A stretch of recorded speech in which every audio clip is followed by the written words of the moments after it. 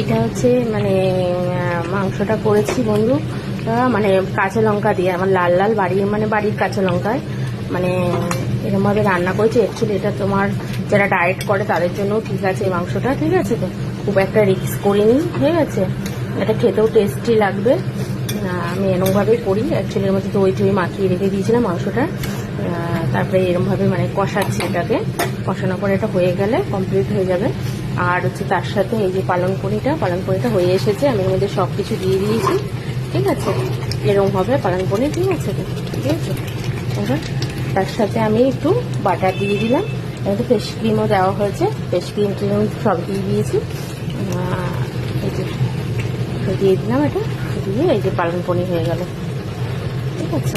ভালো করে একটু কষিয়ে নেবে, তাহলে খেতেও টেস্টি লাগে। এটা দিয়ে রুটি, পরোটা সব কিছুই ভালো লাগে। বলবে কেমন